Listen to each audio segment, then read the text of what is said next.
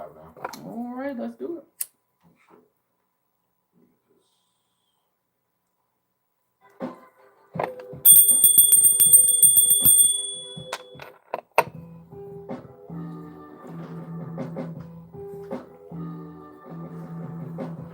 I like that smell.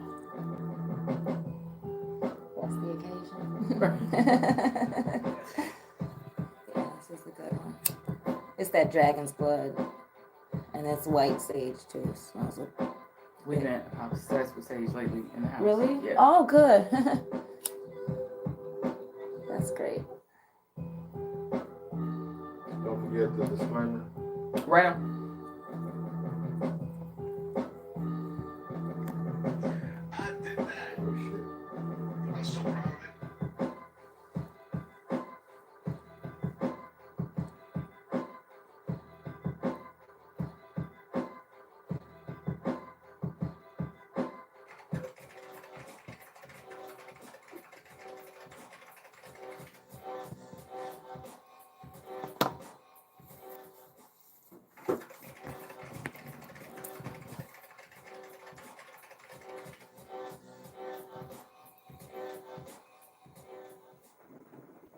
As always, I'd like to say you read the disclaimer. Hopefully you understand it. I'd also like to add to that, I am not a therapist. I'm not pretending to be one. I'm not portraying one. I do not wish to be your therapist. I'm just healing in real life, in real time, and inviting you along for the journey.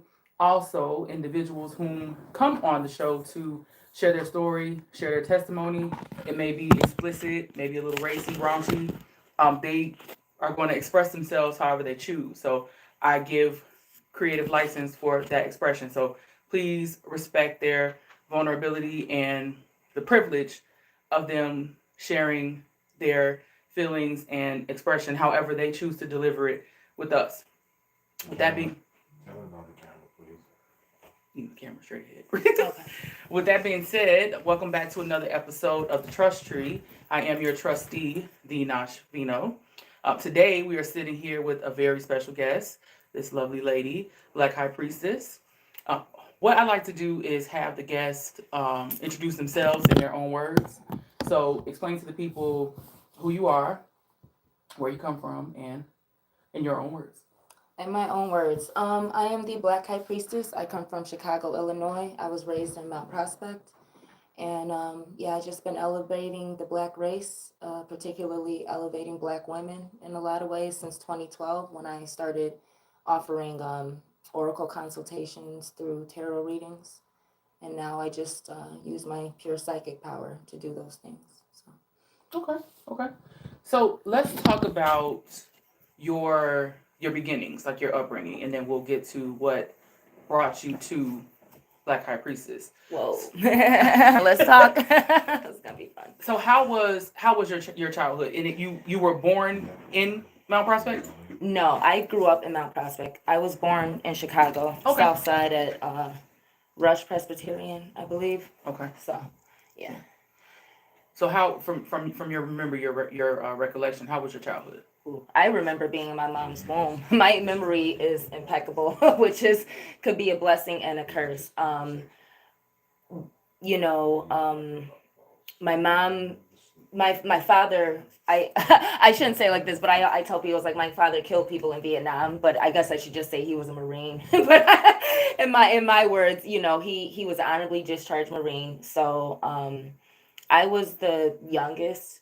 My father had 5 kids by 4 different women. Okay. My mom was, I don't want to say like baby mama number 3, but that sounds bad because my father is an excellent, excellent father.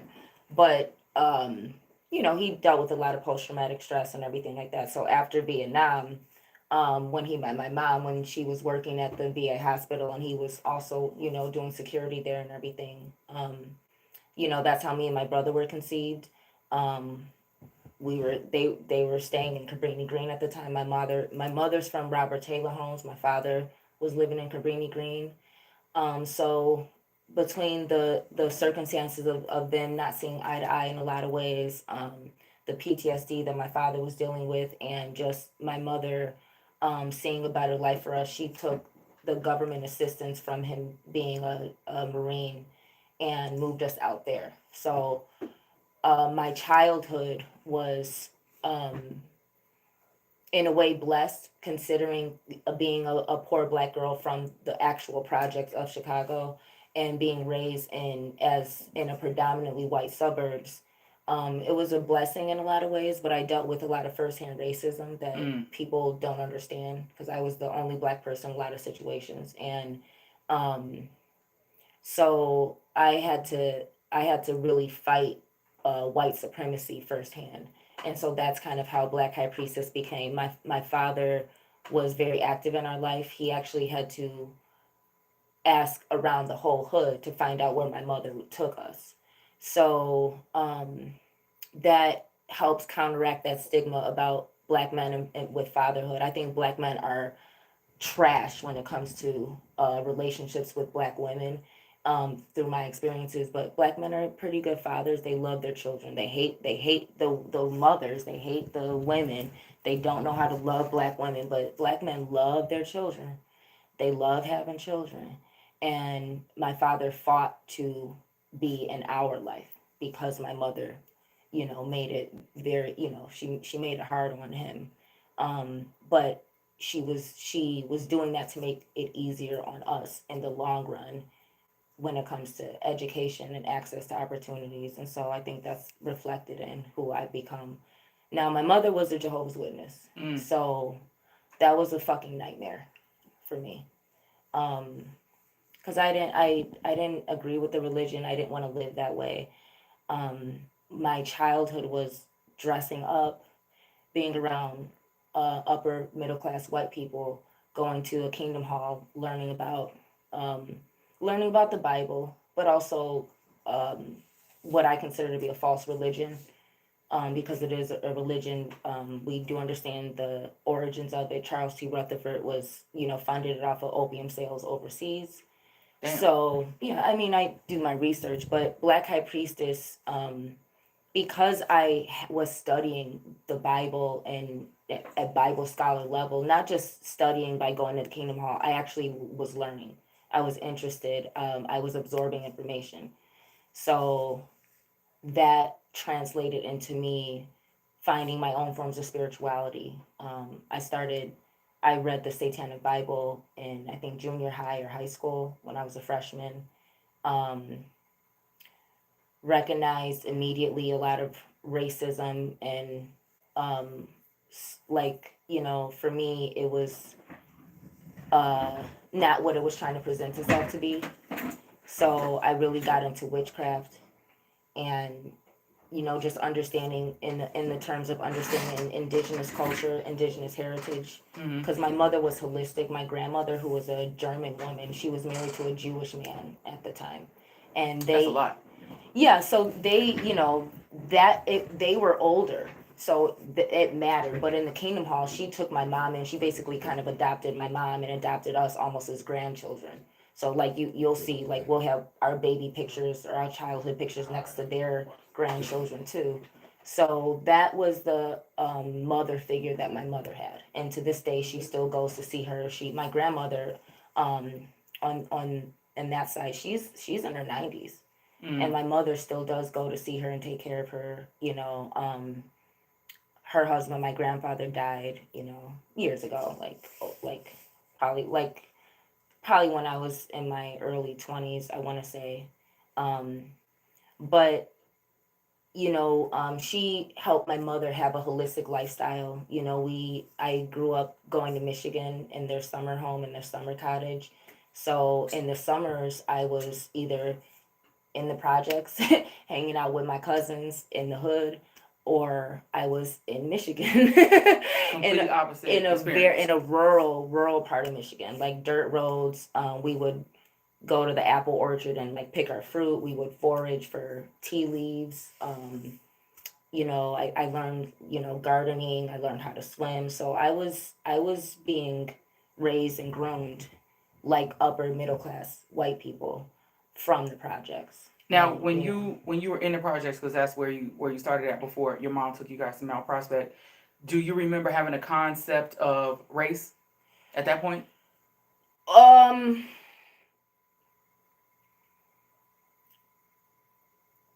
I don't know how to say this. My father did not like white people, and he ended up in Vietnam because he got caught looting in the Martin Luther King riots. So my father has always had a black revolutionary streak to him, and he very much instilled that in us. Um, my father was studying to be a Jehovah's Witness on the South Side with black people in the Kingdom Halls here because he thought that that would be his ticket into marrying my mother and being in the home with us. And when she told him that even if he became a Jehovah's Witness, she still wouldn't marry him, he stopped studying cold turkey. So because my father um, dealt with a lot of racism, understood racism, and had a problem with white people in particular ways, he was very vocal about racism and white people. So I think my first concept of it came more so from my father, but seeing my mother experience racism as a black woman who's a single mother with two kids around white people who are married and upper class and religious and all these things, seeing the things that we had to deal with, like going to a doctor's office and doctors not wanting to take us, and the nice doctor who sees us waiting and getting overlooked taking us, or me going to the pharmacy to pick up medicine and being called a nigger by a white pharmacist when I'm 5 years old and next to my brother, and then my mother having to go in and curse him out. Seeing those things, and then also recognizing like there's no man to defend these things. My mother has to handle these things that a husband should really be handling, because I'm learning that in the Kingdom Hall. I'm learning something completely different than what I'm having to live day to day. So I think I think I never really had an opportunity to not see myself as somebody who's gonna struggle because I'm black, because that was my whole reality. Yeah. That was my whole reality, is you're black, you're around white people, you're black. And it's not just you're black. We were poor. Every black person who grew up in the suburbs was not poor. Most black people on the South Side, or in not necessarily in the projects, but in predominantly black communities, like maybe say the South suburbs, did not grow up as poor as I did. Had two parents in the home, had cars and things like that. So my experience of poverty allowed me to relate to the people on the other side of the tracks in Mount Prospect. So I grew up around the immigrants. I grew up around the Indians. I grew up around the Eastern Europeans, the Polish, lots of Mexicans, and Africans, West Africans, not just West, like South African, Zimbabwe and Zambia were the main countries that the Africans that I was close to growing up came from. So my experience of being poor allowed me to relate to immigrants and people who were poor, which also included white trash, which is poor white people too.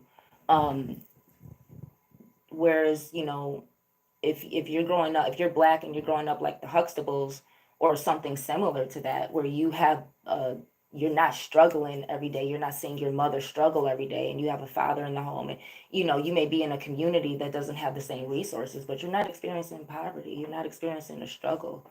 So it's a whole nother layer of struggle. It's a whole nother layer of struggle that every black person cannot genuinely relate to. Not genuinely. Now, when you were in the projects, you were going to a Kingdom Hall that was here, basically. And then you guys moved to Mount Prospect, and then you started going to that Kingdom Hall. I don't remember going in when we were in the projects, I was still a baby. When I was a baby, my mother took us to Mount Prospect. So my father wasn't even there when I was born. I think that they were arguing at that time too. So my experience in the projects, I was a baby. My brother, being about a year and a half older than me, he probably had a little more experience when we were living with my grandmother on my father's side and staying in Cabrini Green. But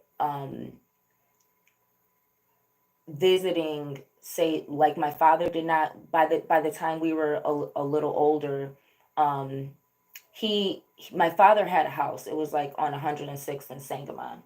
So he, well, it was in the hundreds. It was in the hundreds the same amount. That was someone else's place, but it was in the hundreds. So when my father would come get us like for the weekends or in the summer, we would stay there. And then when he lost his place and he moved in with my stepmom now, they were staying like by 72nd in Jeffrey. So as a baby, I mostly remember being in Mount Prospect, and my parents arguing a lot.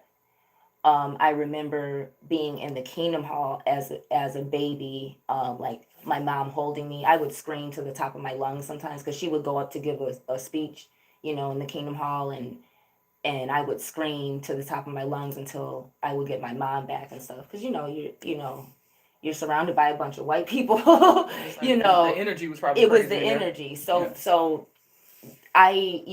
she was always, once we were out of the projects and my mother was not with my dad's side of the family anymore. After that, we were staying in my project, and my father had to come find us and get us. So I don't think we ever went to a Kingdom Hall on the south side. I don't think even with my father. Um, it was a black couple that got my mother into being a Jehovah's Witness. But by the time she moved in Mount Prospect, that was mostly the experience of that. My experience in the projects, again, while my cousins were still staying in Cabrini Green before they moved over by Jeffrey, like I just remember going over there, hanging out. I remember my aunt calling my dad and asking him what to feed me because I didn't eat grits. I didn't eat I didn't eat all the food. I ate food. My mother was more healthy. We ate food. Um, we ate the food in the suburbs. We ate fast food a little bit, but not too much. So I didn't eat a lot of the stuff that we ate. And I remember my cousins got real excited because my dad had to give my aunt money, and we all went to McDonald's because I wouldn't eat anything that she had. So those are like fun memories. You said something that I find very interesting about the male female relationship dynamic, specifically black men and black women, and how black men are great fathers but trash as far as like being a husband or the man in the woman's life. And I think a lot of people's experiences are the parental relationship was what we would have wanted it to be, but then that kind of even got a little toxic because of the dynamic between them. So sometimes it made it impossible for the parent to parent. So Yeah. when you were growing up, because okay, so he was in Vietnam when you were very, very little. I was probably swimming around in my dad's nutsack if I was even a cum stain Gotcha. when he was in Vietnam. You got to realize, my dad was 30, like my mom was 12, 13. There's a 13-year age gap between my mom and my father. And my father, again, he was born in 1950. I don't want to age myself, but I was born in 85. Okay. So by the time my dad had me, he was 36 something, and then we had my brother Patrick, who got murdered in Houston in 2014, but that was the youngest one. I got two older sisters. Um, so I came after Vietnam. Like, you can kind of chronicle my dad's life Gotcha. through each child. So do you So think the PTSD from that played a part in how that relationship worked out? looking back now as an adult, I think that the age gap probably played more. The PTSD, yeah, my dad was kind of, you never know if it was the PTSD or if it was just If it was just him. him sometimes, because my dad was also an actor, and my dad was my father, he didn't teach me too much stuff, too much gruesome things, but one thing he passed on to me was psychology. My father was a psychic. I've seen him read people's minds. And so my father taught me psychology, military level psychology. And that's some of the things I use to try and awaken Black people to the conspiracies of white supremacy. Um, so, and my father studied at Columbia, and he was an actor and everything. So I mean, I say that to say my father was a very interesting character, and he was very manipulative, and he used psychology a lot. So sometimes you didn't know whether he was acting or not. When he was, I probably shouldn't say too much, but the government's already watching me anyway. But it's like he admitted that when they would give him those pills, they give you the pills for whatever, he would keep them under his tongue and act like he was swallowing them, and he would act crazy. You know what I'm saying? But he wasn't actually taking the pills. Because he didn't trust, Wherever I the mean, intention yeah, was. and they did experiment on my father. My father wrote Obama when he was the Illinois senator before he became president, because the the VA gave my father glaucoma, or they tried to. They put something on his eye, and he knew about it, and he had vision problems. My father became Christian because he had a miracle happen to him. My mother, I very much believe, was indoctrinated and somewhat brainwashed into the Jehovah's Witness religion because she had a very rough childhood. So it was a safety thing? I just think she had positive affirmations. When your life is rough and then you experience something that's positive and it seems like salvation and it gives you hope and it gives you this and that, and you get these positive affirmations from this thing when your life has been a living hell. um it's easy to put all your trust and faith and pour into that. Right. Whereas my father, after Vietnam, he woke up, he had Asian Orange, and um the Agent Orange, whatever. And so it's like, he woke up one day in the hospital, and he couldn't see his hand right in front of his face. He woke up blind. None of the doctors could figure it out. And he got on his knees and prayed for the first time to Christ. Now, my father was ignorant. He used to tell me that before someone taught him about Jesus, he thought they was talking about a hustler in the corner. When someone said, "Do you know Jesus?" So that's the ignorance that my father comes from, and he admitted that. So when he prayed to that God, and he woke up the next day and could see, and the doctors couldn't explain it even to this day, that was a miracle that happened to my father, and that's what got him into being Christian. So, my father's a very, very interesting person. So, like I said, yeah, the PTSD, there was abuse and things like that going on, but my mother, again, when I look back and look at an age gap and look at how immature both of them really were. I remember going to court. I remember going to custody court. I remember the judge asking me and my brother my brother maybe was 6 or 7. My brother's a year, so we were like 5 or 6. And I remember the judge asking us, and they asked my brother first because he was older, "Do you want to stay with your mom or your dad?" And we were both like, "My mom," because we That's what you know. That's what we knew. And we're being taught and told our life is better and this and that, and we're seeing the difference between Cabrini Green, and we're seeing those things. But at that age also, but looking back and looking how my life is now, it might have done me a lot of good to have stayed with my father when the opportunity was there, like more so in high school and everything, when my father was with his wife, and they had the extra room. And because I ran away when I was a teen. I ran away. I was kind of spoiled, like I had a car and everything, so I stayed in my car. And they were calling the cops and everything, trying to say the car was stolen to try and find me. Your mom in Mount Prospect. My dad did, because the car was like half in his name. But my mom was a part of it too. But I ran away. I remember the first time I wanted to stay with my dad and his wife, and it was kind of an issue. I think I was more like 12 or 13 or something. But then as I became a teenager and I had a car, like I couldn't take my mother's abuse anymore. And it wasn't like physical. Like, my mother was very abusive in a lot of ways, and she was very spiteful, and she would pick at me a lot.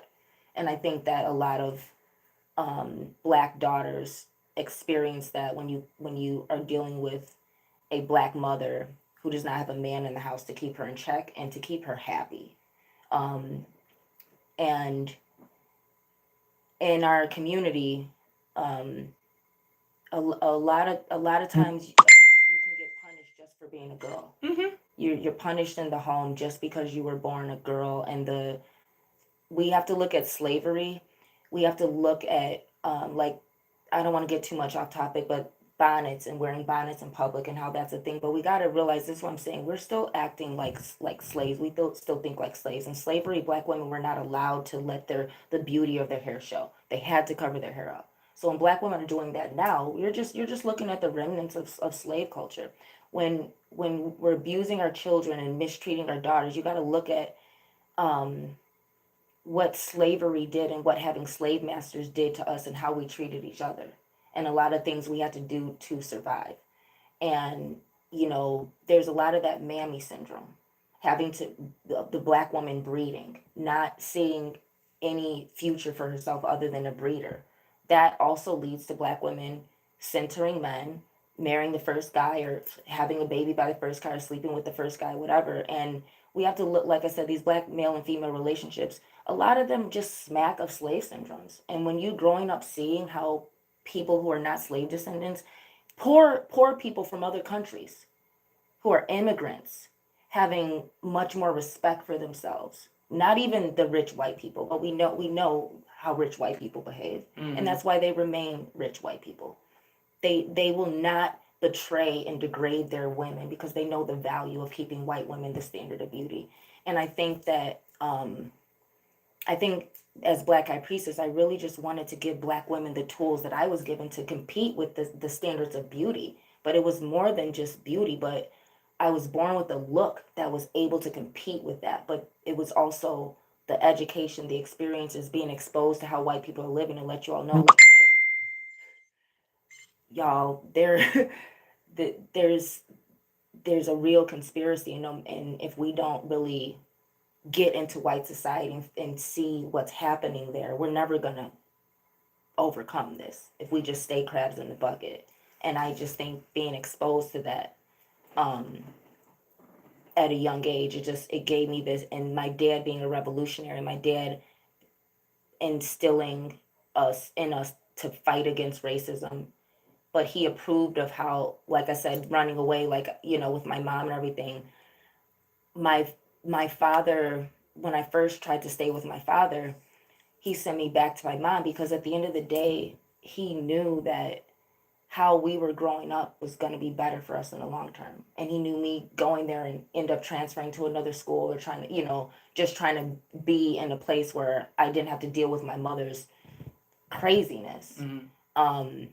He knew at the end of the day, in the long run, it'd be better for me to go to school where I was going to school at. And I forgot what the question was, but I hope that we were talking about the male female relationship dynamic aside from the father child. I think looking back, my mother did not want to deal with my father being abusive and manipulative.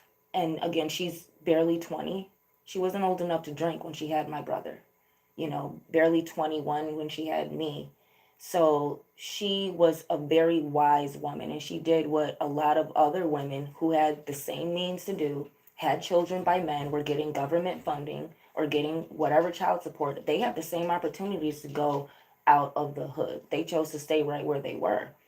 And the result, but that's the result you get, though. My mother was extremely brave, but also my mother had nothing really tying her. My mother loved being educated. She got made fun of a lot.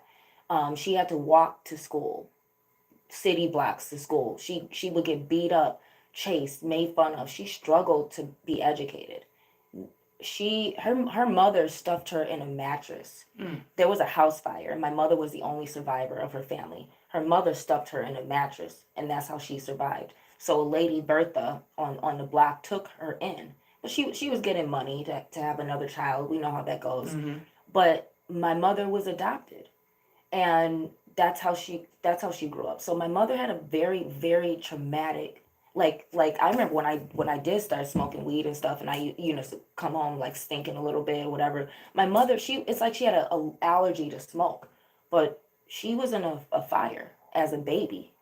That's how she survived, and it was in the papers if anyone wants to like do some real journalism about it. But so looking when you have a completely traumatized woman, young woman who's with a man who's older, already got these kids, got PTSD, and she's something in her smart enough and brave enough and rebellious enough to say, I'm going to raise my children this way.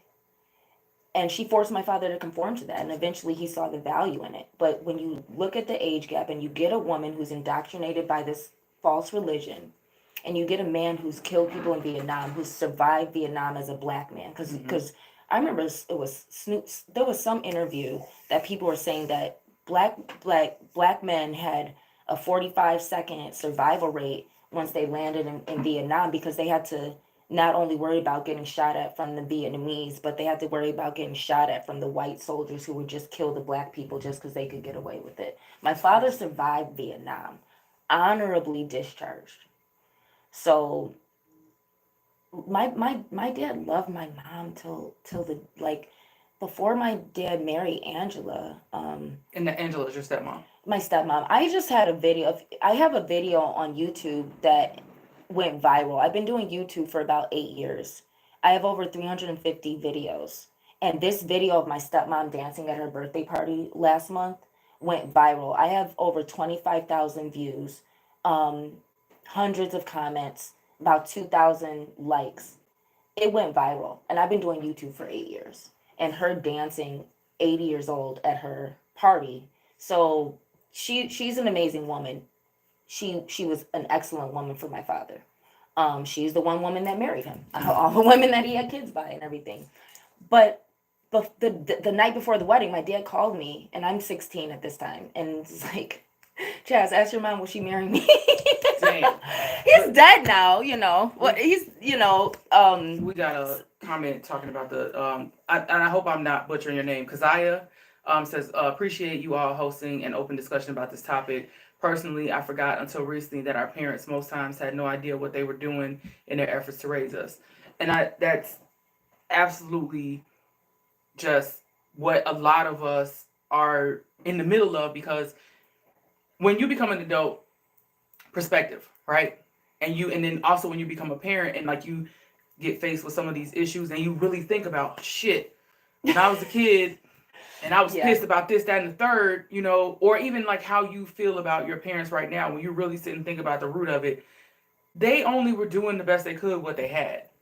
I mean, it's extremely difficult to do something different when you don't have the tools. And then like you were saying about your mom, that she had the presence of mind to know, I got to get the fuck out of here, because this environment doesn't serve what I want for my children. Yeah, and that's why I say my mother is, and my parents are incredible. Like and I look in I literally look in the mirror every day and I get freaked out at who I am. But my name is Chastity Unique Smith. That's not an alias. That's what my mother named me. There's nothing normal about my life. And I look at my parents, I'm like, these are two incredible people that were brought together to create me and all the purpose I have. But when I look back as an adult, my mother chose not to be with my father. Like I said, the day before he was married, he would have been with her. And my grandparents, the white ones, they told me and my brother when we were young, they were like, you and your brother get the most from your father because he loves your mother. He loves your mother. And again, my father was a great father, but he did a lot for us.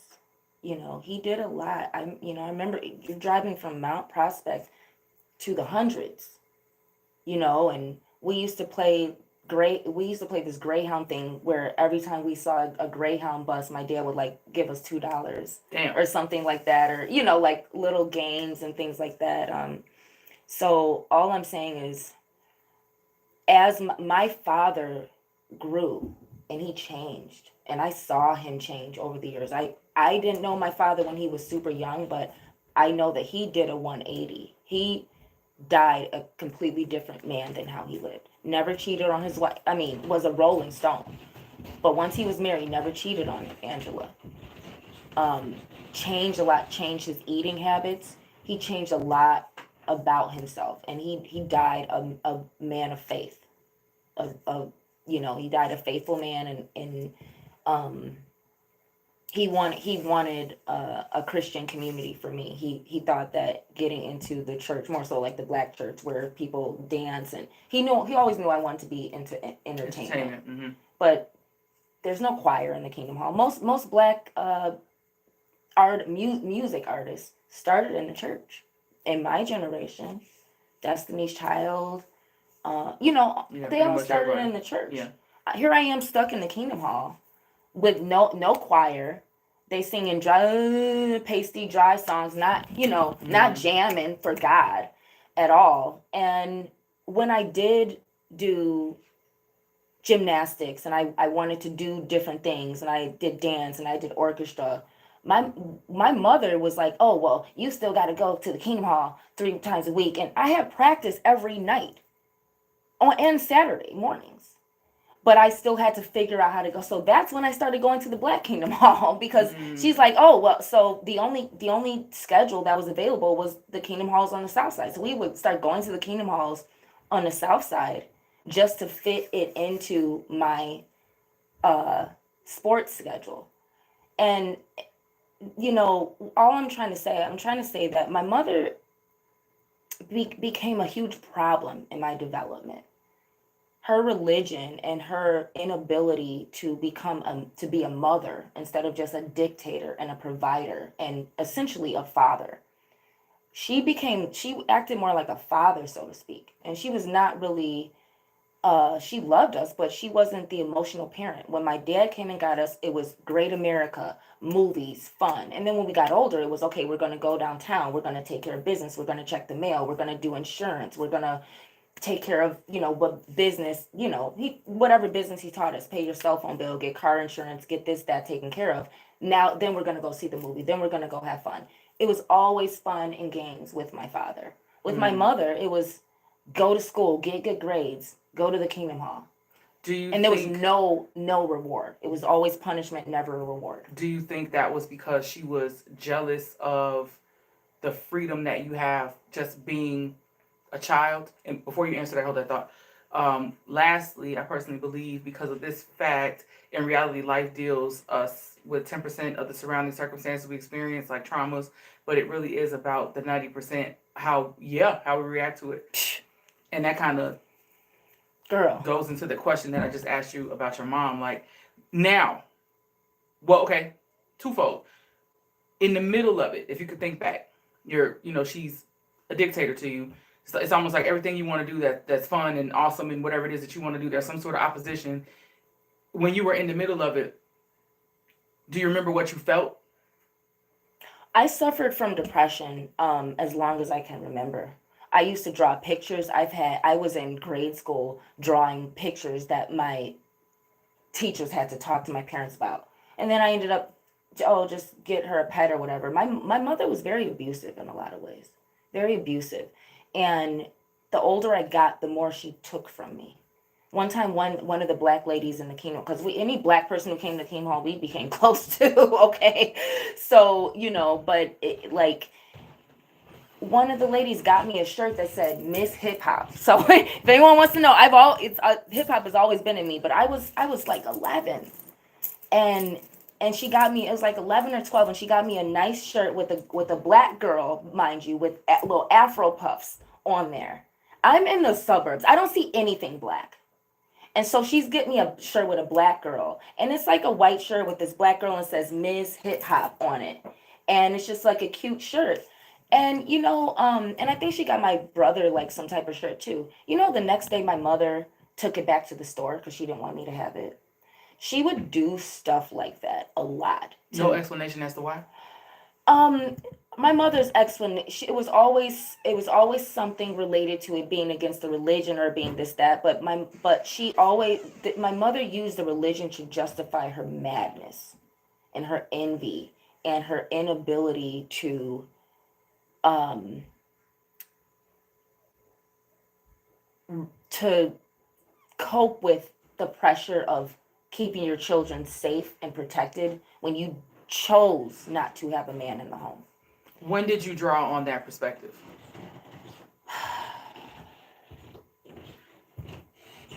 Unfortunately, way unfortunately very very recently. My father died in 2020, and it kind of took that, and it took a lot of things for me to look at my life and why it wasn't the way it should be for someone as talented and beautiful and um genuine as me. And it took a while to trace it back to still trying to look for this crazy woman's approval, when at the end of the day, nothing I ever did. Being a straight A student, there was nothing I ever did, and a lot of my depression, suicidal depression, that I had to overcome myself. The fact that I overcame that on my own, um, I became Black High Priestess, but I didn't realize that if my mother had just loved me, I wouldn't have experienced all that turmoil. So it's like I had to recognize, and like I said, my father dying forced me to look at my support system, because he did not leave me any money. And whatever money that my brother got, he did not share it with me. And when I needed him to, when my cat was almost dying, it was a friend that I had known for less than 5 years that helped me. I had to look at who was in my life at that time, and I had to call on my femininity for real, because I did not have a husband, I didn't have a boyfriend, I didn't have anybody, and there was no money left, and I was going through a very hard time. So my dad was like, "Oh, you never have to sleep with a man for money, as long as I'm alive, as long as you have your parents." And that was very much true. In a lot of ways, people thought I was spoiled. But when my father died, I had to call on everything that he taught me to survive, and some of the things my mother taught me, and that forced me to look at my life, and it forced me to look at my mother's life. And all I'm saying is, now, the way my father died, and the situation that he died in, um, is a reflection of the God that he worshipped and what it did for him. And my mother's life is very much a reflection of the religion that she has chosen. And um, you know, uh, I love my mom. She's not married. I don't know how happy that she is. Um, Looking at the decisions that she's made, she made things hard on my father. She made things hard on me. She had a problem with my father's side of the family.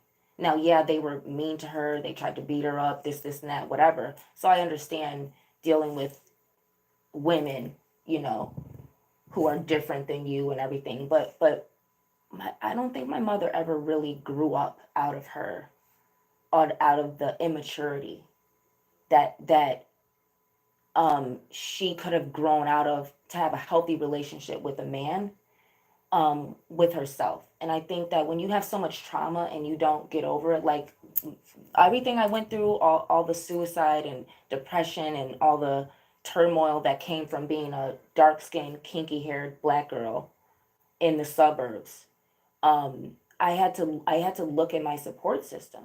I remember one time my grandparents went on vacation, and I'm a teenager at this time, and like I'm hanging out with kind of my boyfriend. I wasn't really allowed to have one or whatever, and I called my mom to see if I can stay out one extra hour later, and of course the answer was no. And when my grandparents got back from vacation, my grandma was like, I knew that there would be a problem when we left the house, because they knew that my mother was going to pick on me somehow. she wouldn't let me take anthropology class in high school. And I had to explain to the teacher, you're great teachers, I really want to take this class, but because of my mother's religion, she won't allow me to. So people got to understand what my childhood was like. When you ask what my childhood was like, Valentine's Day, when everyone's getting them little heart candies on the little notes in school, Christmas, when everyone's getting gifts and doing things. I didn't say the Pledge of Allegiance. When everyone's saying the Pledge of Allegiance, we're sitting there, sitting or not doing anything, which is, I get that. I'm glad that I didn't pledge my allegiance to a nation of racism, whatever. But at the end of the day, there was no reward. I didn't celebrate my birthday till I was 18, 19, maybe. I didn't celebrate holidays and things. So when my father would have Thanksgiving dinners and Christmas dinners and do things for me for my birthday, like I said, everything with my father was a reward for actually being excellent kids around white people. My mother is just like, she went out of her way to punish me, even though I was an excellent student, not pregnant, getting good grades, not sleeping around, not doing drugs. So,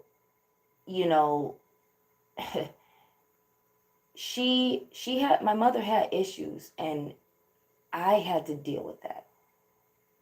So when I look at other women who are at my age or in my age range who are single and child free, and there's a whole single child free, I don't want to call it a movement, it's just a situation that a lot of women find ourselves in. And you look at what your childhood was like, for a woman to say, you know what, having a child is just going to make my hard life even harder. Yeah, especially if you're not emotionally prepared for it. Because, frankly, more than likely, you would project all that shit on the kid. Actually, I think I would have been an excellent mother. You probably would. I would, I actually am an excellent mother. Because when you see your mother treat you so bad just because you're female, just because she doesn't want to heal, just because a religion will let her get away with abusing you. Because I remember one time they did a house call and my mother told me not to say this and not to say that, when I should have just fucking told on her ass and had them hold her accountable. But but your mother is your mother. And when you're being told that, when you're treated like you owe them something because your life is so better than it could be, because, all that dictating and manipulating, and, you have to get around other people. It wasn't until I got to college and I saw other people's relationships with their parents that I realized there's another side to this. This is not love. Yeah. Well, so you went a little while ago when you talked about the depression that you experienced as a young adult. Mm-hmm. And you said that if she would have just loved you, it would have made a world of a difference. Have you thought about, as an adult, what does that mean? Like, if she would have just loved me, like what does that look like?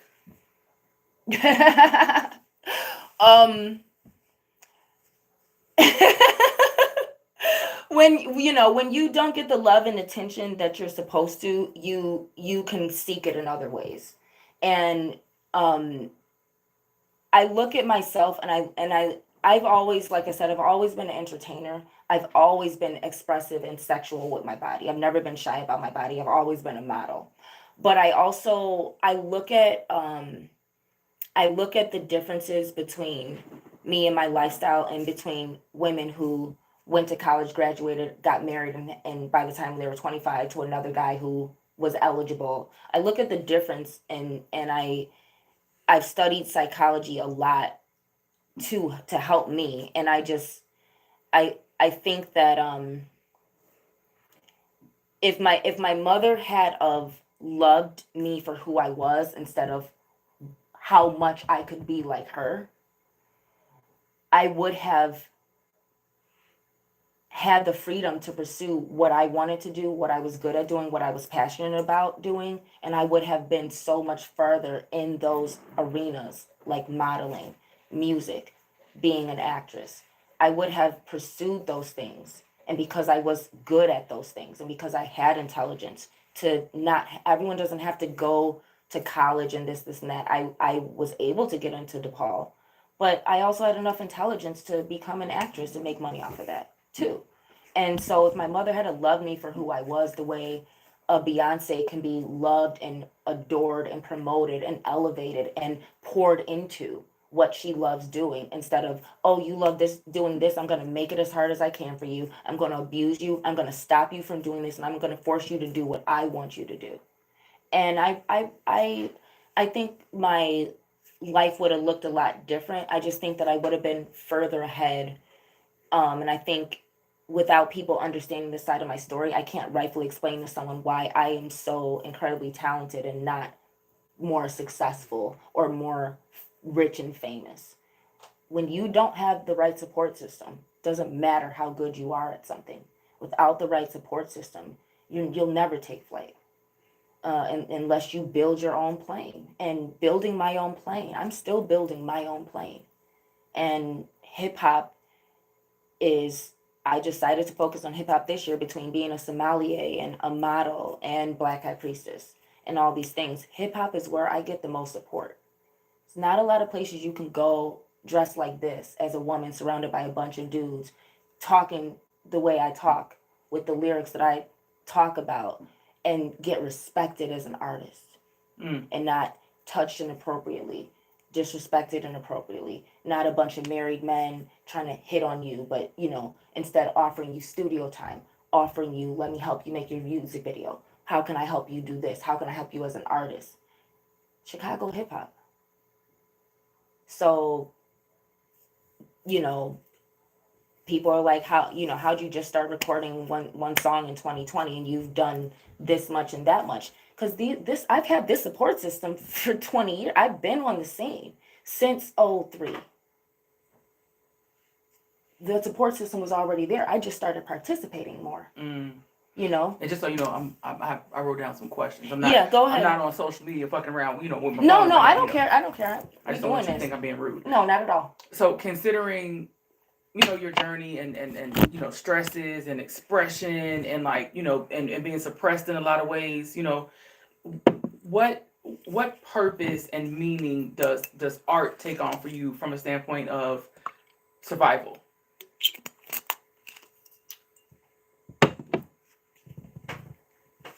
I had a business. I started doing tarot in 2012.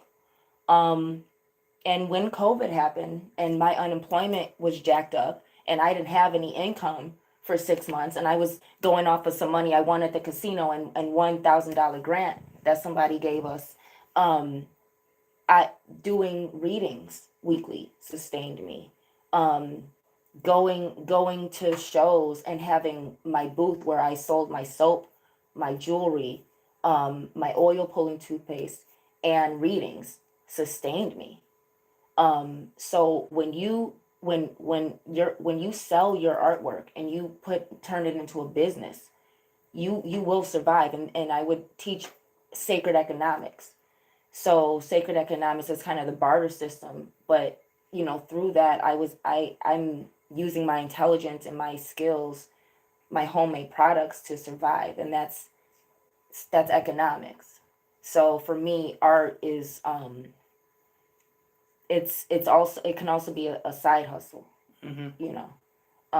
It's not just about being able to express myself to overcome depression or things like that. I think my spiritual practices, they can be considered a form of art. Witchcraft, the suffix is witch, but the root is craft. And it used to be just called the craft because it dealt with different crafts and things. So the spiritual crafts, the rituals that I do help sustain me. Without a support system, my support system is widely invisible. But when I figured out how to share that with others and get paid, at first I was just charging what would be an ancestral offering, which was a bottle of rum or honey or something that I can use at my altar, like incense or certain items that were of value. But if someone didn't have anything valuable to offer, then I had to go to charge money. So as an artist, as a hip hop artist, I talk about this a lot when I talk with people like Los and Levi and other people on the business side. It's not your music is not selling. Your merchandise is. It's not your music that sells. The music ain't selling. It's your merchandise. Now, if you have a vinyl record, or if you can get a ringtone, or if you can get your song featured in a film or a soundtrack, like I would like, now you're selling. But we know the music doesn't sell. You sell, your merch sells, and the best thing about me as an artist is I've had merchandise since 2012 to sell. So when I started performing, I would be performing mostly with the Aztecs, in Pilsen and Little Village areas. I started mostly with the Aztec revolutionaries. That was my main support system, and I would be over there performing at people's shows. Mex in the City has a lot of open mics, and I would be able to have booths, and I would make money. Okay. Now, we've been talking about just about an hour, and you've talked about lots of different, Gosh, I'm long-winded. lots of different like situations and lots of different like pivotal points in your life. What moment in your life do you think shaped you the most?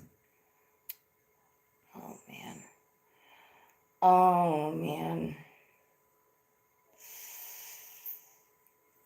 What moment in my life shaped me the most?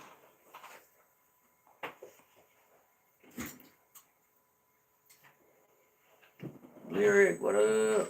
Lyric says, peace, y'all. Salute to the Black High Priestess. My father dying really I was doing really good with my channel, with my products, with being consistent with things. My father helped too, because he bought me some Bibles to sell for my exorcism kit that I'm going to be selling in with my items as a kit. And that's one of the last things I have from him. That and his dog tags.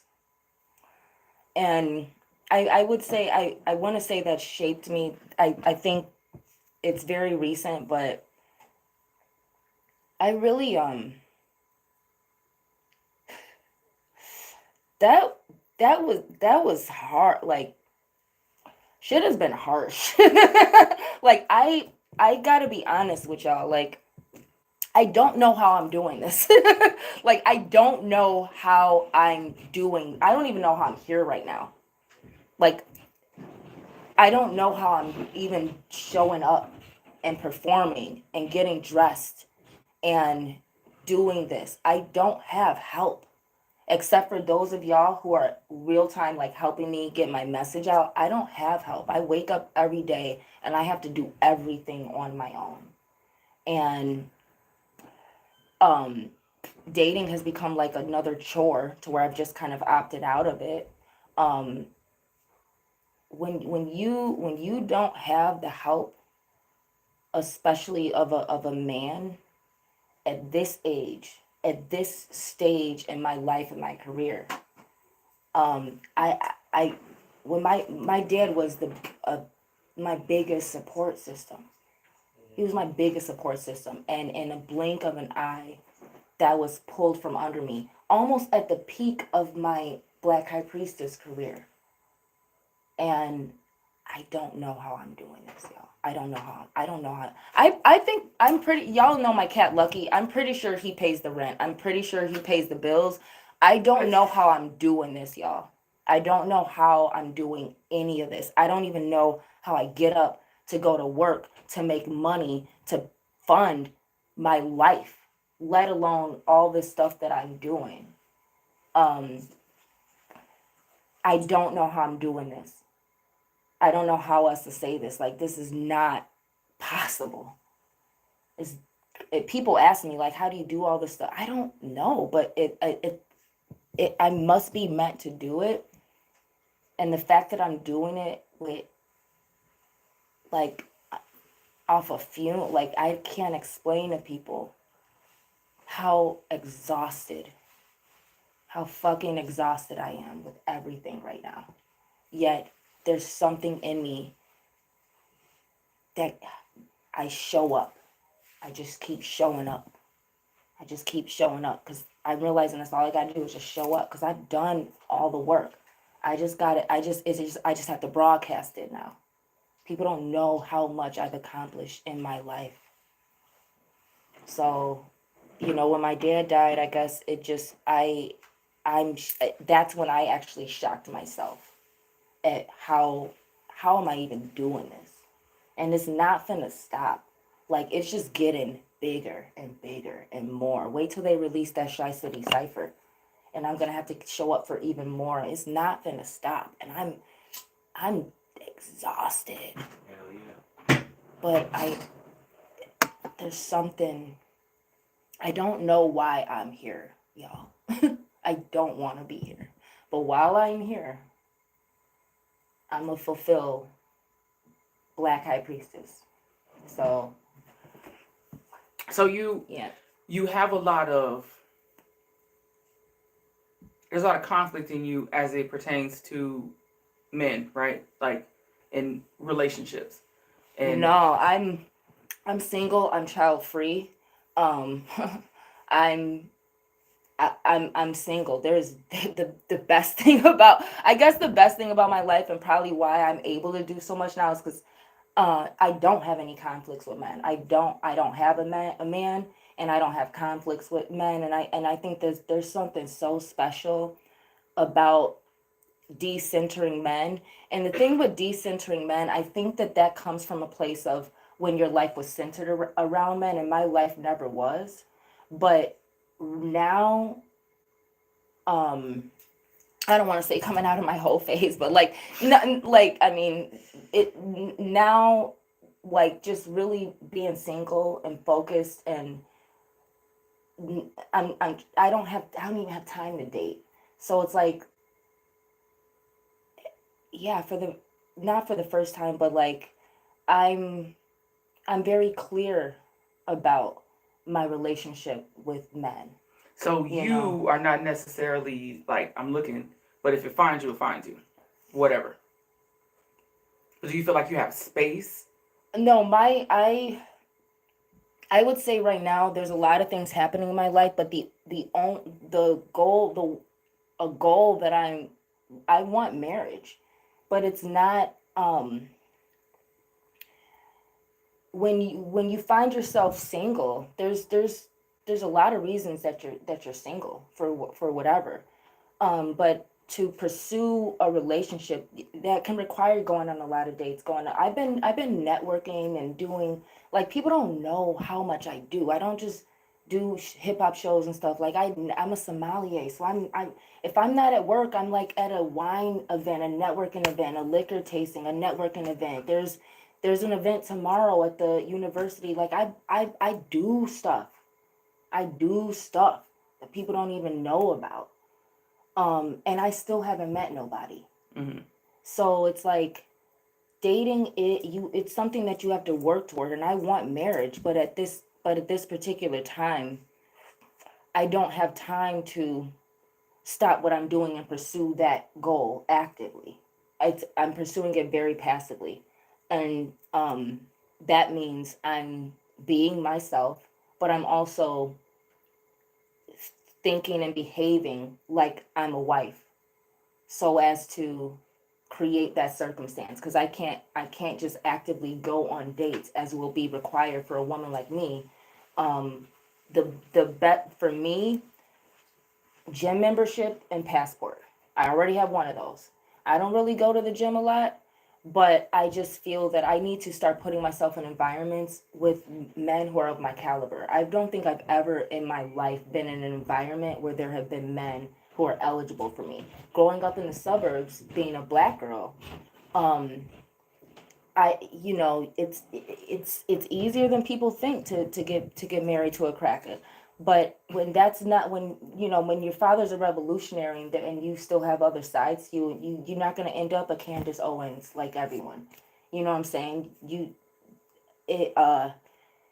If being in the thicket, and in the bucket with the other crabs, knowing that, it being like, I feel like a big fish in a small pond, but at the end of the day, I feel like that's part of that maturity for me to become who I am and get to where I need to be to to be with my husband. And I talked to my sister like a year ago, my oldest sister, and she told me I'm not ready to get married yet. She told me, Chastity, you still pursuing goals and accomplishing this, that. She told me I wasn't ready for marriage. Well, do you think that She- when let's say you go out tonight to Soul Veg and find a shiny man, and this is the one or whatever, and you guys enter into a relationship, and do you think that you are prepared to surrender some of your endeavors if he requires that?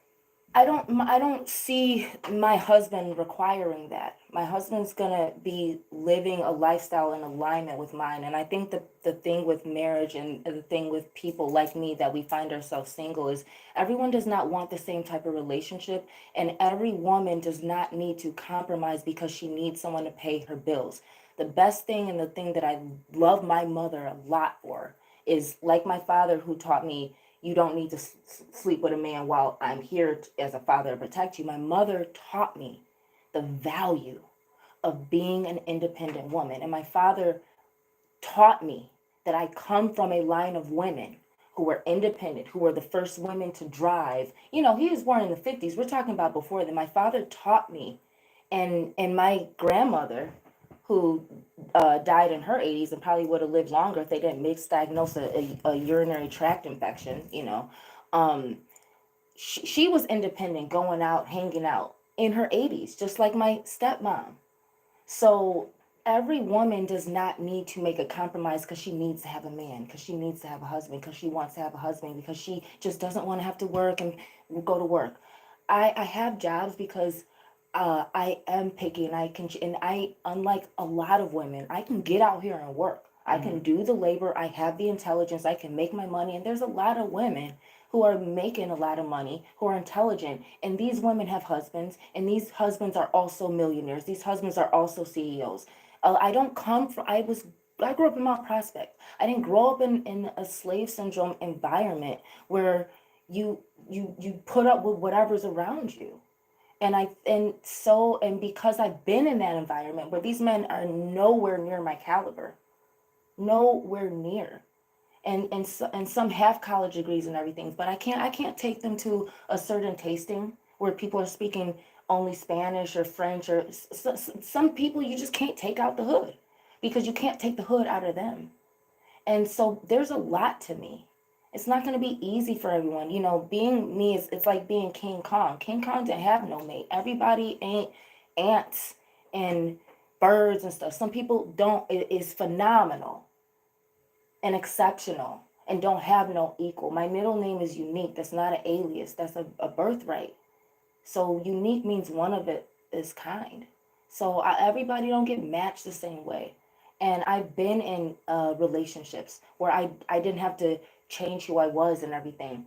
But, so the type of relationship I'm looking for is for a man who is going to come into my life and be okay with how often I fine dine on my own. Mm-hmm. All the things that I do on my own. My stepmom is still dancing. She dances, she sings. My dad was in entertainment. They stayed together because they already shared the same interest. You're not going to have to do all of that madness that people feel they need to do. And when you're dealing with these men who are looking for a woman looking for something other, like I want love and I want romance. Do you not think that I could not have all these things? But and I have to be very careful. I am a sexual woman. I am a beautiful woman. Men marry according to their bank account, according to their self-esteem, and according to how well they can fight. When I dated a martial artist, he had no problem because he was raised to fight and kill since he was 3. Some people are raised to fight. Some people are raised to end it, not tussle and tussle. They learn how to end the situation.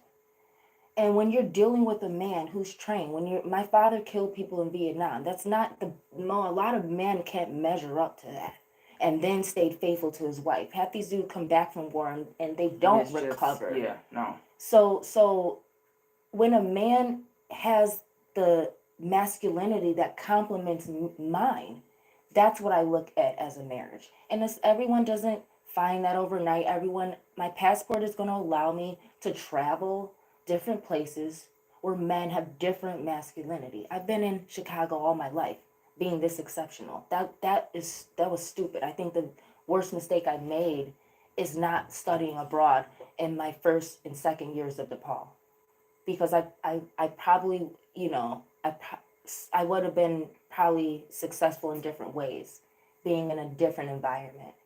But it's not shoulda, coulda, woulda. The reality of it is I know what I want from a relationship, and it's not gonna be about what he wants until he's my husband. That's not how it goes. A man is not gonna come into my life looking to change me. If he's not coming in my life ready to love me and having the emotional, mental, and financial and spiritual stability to do so, do I look like I have time? When you were a teenager, did you have that anywhere near that same perspective on relationships, or do you think you or were you just like the average teenage girl? I think the thing with me is that I've always dated for love. Every time I've been with someone, I've been in love. And, I'm at a place where, I'm good. I've overcome a lot, and I'm ready for love. And I want it to be about that. But I also understand too, the difference between now and then is I now am aware that a man needs to be financially stable for love to turn into marriage. He needs to be emotionally stable for love to turn into marriage. He needs to have a certain level of maturity to complement for love to turn into marriage. Me, I don't want to be in a relationship where I'm an upgrade to the guy. I want to be evenly yoked, and I'm looking for a man who can lead me. And it's really not that hard.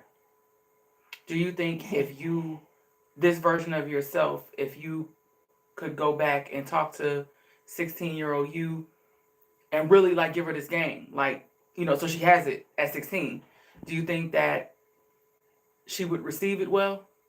16, what was I doing at 16? 16, my dad had got married. That was a happy time for me.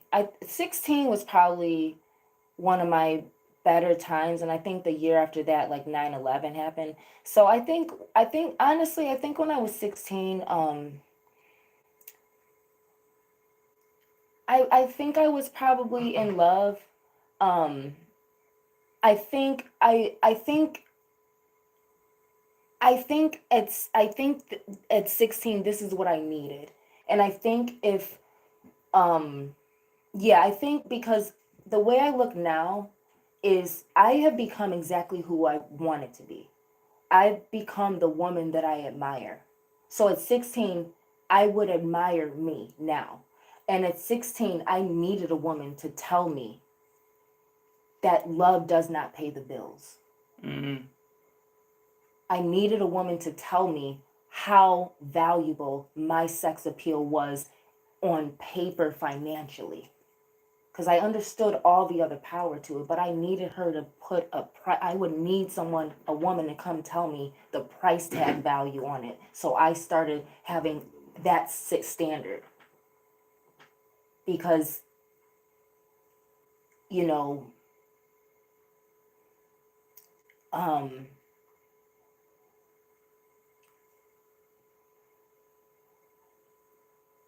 that's all.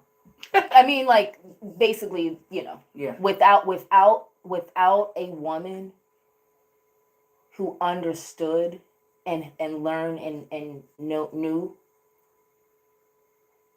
like Shira 7, Mm-hmm.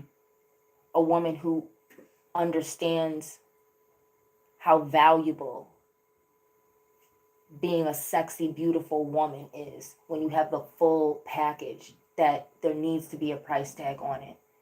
Because there's no reason to be broke. And for me, if I didn't put more merit into spirituality and my faith, and if I didn't really go by what the Bible says about money and wealth and riches and those things, I would probably be a lot more harsh about putting financial value and stability, because 40 acres and a mule or $1 million, but but you know, men don't have what they need to have. If you're broke, at least know how to fight and kill, or at least know how to hunt and build a cabin or whatever. But these men have nothing to offer, nothing. And it's easy to fall in love with a man because of his character, but you know, a lot of times some women, we find ourselves single because we've always dated for love. And love does not translate into marriage. That's very true. Marriage is not always about love. And I look at a lot of married couples and things, and I look and I study and I observe and I understand, you know, I don't wake up and decide, oh, I want to have kids and this and that. So it's like, I don't need the institute of marriage to have a nice romantic relationship with a man. But the stability that marriage brings a woman, and the safety that it allows a woman like me to express myself sexually with a man, that's something that, you know, I require. You know, that's something that I want, and it's not that hard. It's not that hard, you know what I'm saying? But like I said, when you're a diamond, you know, everybody's not going to be able to afford that. And even if they can, everybody doesn't want that responsibility. So That's valid. In life right now, are you happy? I don't, I think happy is a strong word.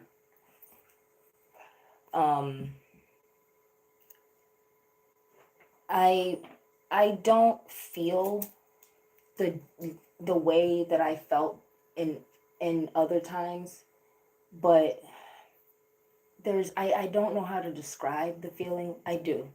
I'm at peace. I think that might be better. I'm not happy. I have a gaiety within me where I'm kind of just always happy. I'm like actually the definition of gay. Like I'm happy. I'm a happy for no reason person, and it really doesn't take a lot. People like just generally pleasant. Yeah.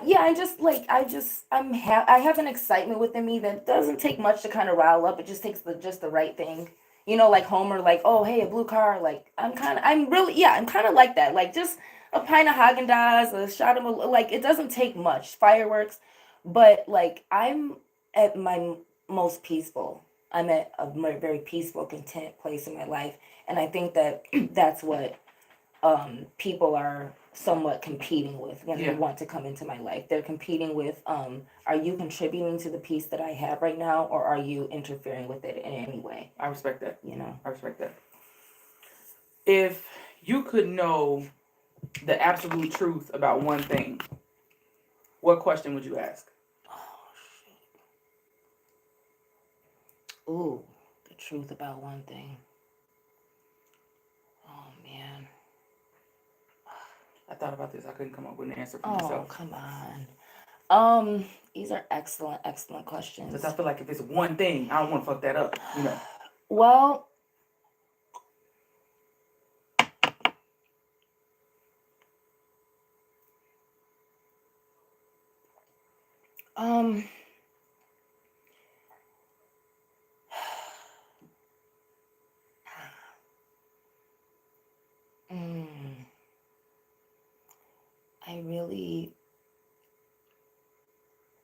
I think that truth lives in me, and I just feel like about any situation, I feel like my gift that I share with others is my ability to discern um, what's true and what's false, so to speak. So I don't everything that I have questioned, I feel like I've earned some type of faith within myself and some type of faith within being saved Mm. and my God, or my Savior.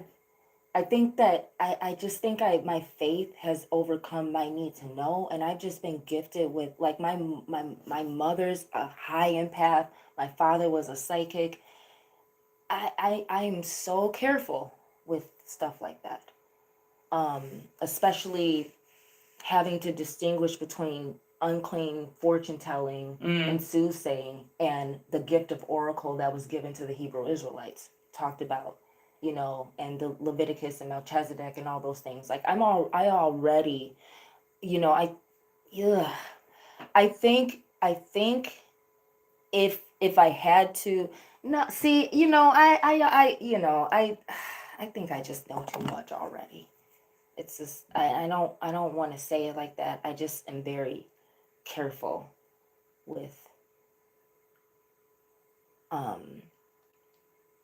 With the gift.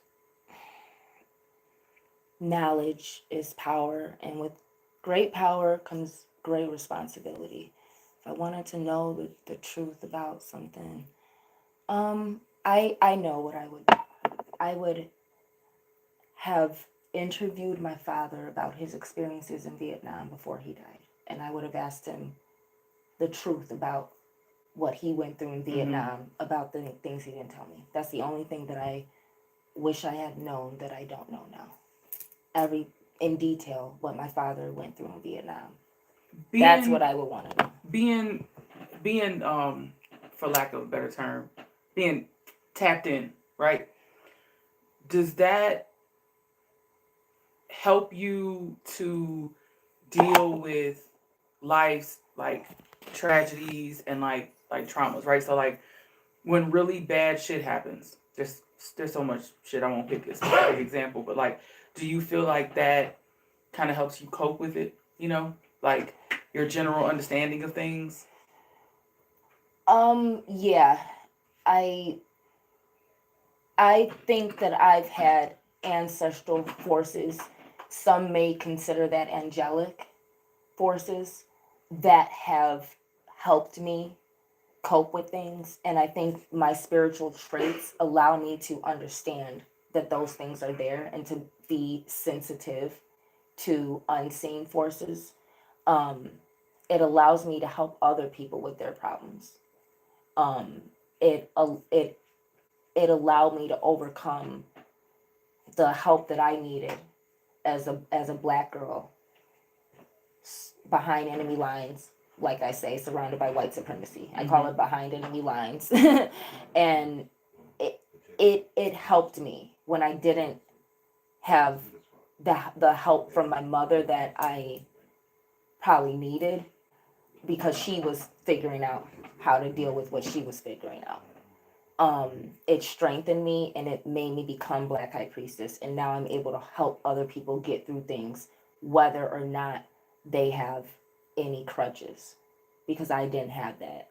But also my father survived Vietnam. My mother was a survivor. She survived the projects. My father survived the projects. He survived Vietnam. I come from a line of survivors. So I think that that's something important to factor in. And one thing about understanding your traits of witchcraft, if you're bloodborne witch, like I taught, when you have bloodborne traits, it's good to go with your bloodline to figure out what's in your bloodline, whether it's just immediately through your parents or through your greater heritage, to understand what type of ancestral forces you're dealing with and how they might show up. And Silver Ravenwolf, the teen witch books that she wrote, she a white woman, was the first one to help me understand the importance of studying African ancestry to figure out my powers. And then I studied that, and then I dated a Creole who was a martial artist, and he opened the gates to a lot of voodoo and those things for me too. Learning. So again, bloodline traits have a lot to do with it, and I would behoove anyone watching, figure out your bloodline traits, figure out what talents go through your family, and remember, some things skip a generation. Yeah. Those, figure out them things that skipped a generation, that you're like your grandparents or whoever, or you see it happening in the grandchildren or the cousins or your children or whatever. Those are the things I help people kind of tap into. Look at what is in your heritage, because those are that's going to help you survive. And I think that um I'm able to I have a very high tolerance for pain, and that's also emotional pain. And that's why, people like me, we can find ourselves heartbroken a lot, but we love hard because we know we can survive the heartbreak. But I think I'm at a point where I'm just too exhausted. I want marriage because I don't feel it's beneficial for me to keep loving without, I'm just at that point now where Okay. I don't have I probably do, I probably do, but sometimes you just gotta keep stuff, genie in the jar. Yes, ma'am. Yes. And then too, and then too, like on like in a very real way. I'm curious to know, when, as you're out and about and having conversations with people, and you're talking about your gifts, right, and things like, how do you deal with people that are just like, she's fucking crazy? Like, what does that look like? I got called a nigger at 5 by what? So I don't know how to make people understand. Like, yeah, I literally just did an upload about men calling you crazy, and I tried to explain what a beautiful woman can experience to make people say, "Oh, you're crazy." When no, I've had experiences to help me understand the deeper psychology of people at a young age. And in that upload that I did on Instagram, I talked about how you will understand the wickedness of a woman when she's jealous of your beauty or your youth. You will understand, you will receive the worst of a man when you arouse him. Men don't become gentlemen. When, the Book of Judges, worst rape in history happened right there in the Book of Judges from the tribe of Benjamin. So, I've heard young girls talk about soldiers coming in and they took the most beautiful girl and raped her. These are things, so, and then I was like, well, people will call you crazy for having wisdom because of your beauty. And I did an hour upload on Instagram. So I think people, my father was a drill sergeant, and people don't understand what I've been through. So you're gonna really have to, if your intention is to offend me, I don't think you can do it worse than, you can't do it worse than my mama and daddy did. That's a guarantee. Mm-hmm. So if you want to hurt me and get at me and, bring your worst. Because it says no weapons form, no weapons form. So it's just like, sticks and stones didn't break my bones. So what the fuck is, you put it in a diss track, do whatever you have to do. But I'm in a lane that, I tell people, just don't push me, because we will find out together. Mm-hmm. We will find out together what might happen. We're dealing with things that we all don't understand. Yeah. Fully. So sometimes the best thing you can do is call me crazy. At least you're not calling me normal I'll take that. and average I like that. and regular and As of right now in life, what do you want for yourself in the next 2 years? a garden and a tower on a golf course for me and my cats. How many cats do you have? Too many.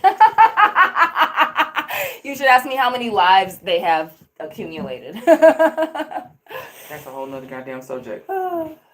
What does love mean to you? And what does it feel like once you found it?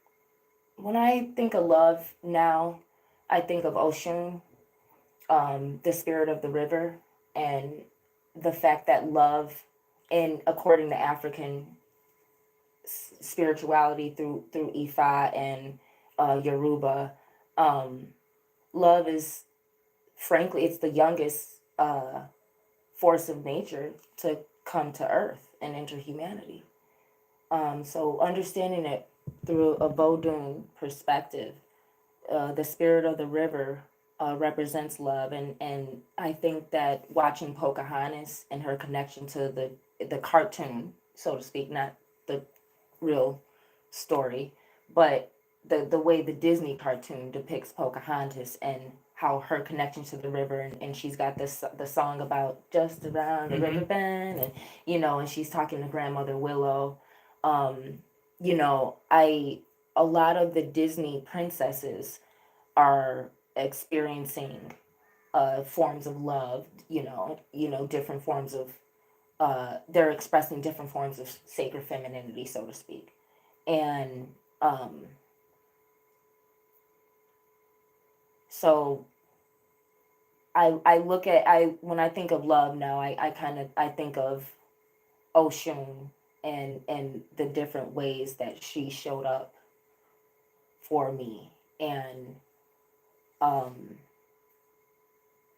like the things that she teaches me and how she sustains me and protects me, and it's a mystery. It is truly the mystery, and it is the mystery that is required. Remember, the other Orisha didn't think Oshun was necessary, and there was that Pataki, and this is including Yemaya. They all came to Earth, and they was trying to do their thing, and they didn't think that they needed Oshun, and so she sat on the moon, admiring herself, until they realized that none of their powers worked.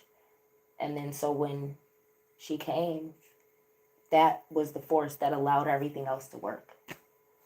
So while it is the youngest, I wouldn't say it's arguably the most powerful, but it has become incredibly necessary. And I think when we look at the way, going back to the relationships between Black men and Black women, and the way Black people behave, I think it's very apparent that love and the expression of Oshun and sexuality and sensuality and all those things, I think it's very apparent that is very new to us, and the way Black men and Black women relate. And I think being raised around white women, and a lot of people, oh, you talk like a white girl and everything. Every Black person who grew up in the suburbs didn't. When I went home, my mother spoke like this. My mother spoke proper English. So when I was going home, I wasn't hearing all that nonsense. Now people know I'll slip into it, because I still am from where I'm from, but my mother chose to be the version of herself that she would admire. She was always representing, so it's what you learn in the home too. And she chose to be around white people. She chose to learn from white women. She didn't have a connection to her mother, so she chose what femininity she was going to draw from. And I talked a lot against Oshun being related to a white woman, or even Erjuli, Freda being considered white, but the idea of white people being the most recessive, genetic, so to speak, the newest genetic to the planet, so to speak, and relating that to the youth of Oshun, not necessarily looking at white culture, but the way the women are uber feminine, and are loved, adored, admired, not put to labor. So you take out that romantic, then we love in the Black community, romantic. And what do Black men do? Oh, that's Roman and that's the Rome. They just can't wait to find an excuse to just treat us like men. And when you just won't stand for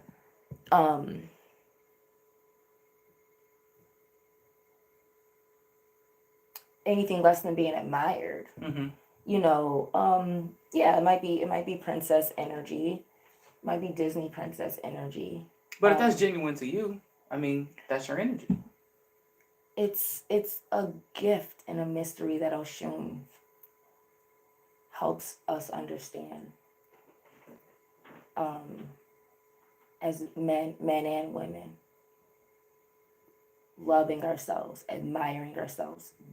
The water represents that mirror. Remember, Yemaya, the surface of the water, the reflection of the moon off the surface of the water, that's the first mirror. If you're not talking obsidian and scrying tools. Yemaya passed her mysteries on to Oshun because she didn't want to be bothered with humans. Oshun wanted to come up here like Little Mermaid and have legs and be woman. Okay? So, and get your heart broken by all these niggas. So, she's experiencing what it's like to be admired sexually. Oshun represents the sex that magnetizes and attracts opposites. And so if you desire that though, that's strong. There's, Oya represents the protective love.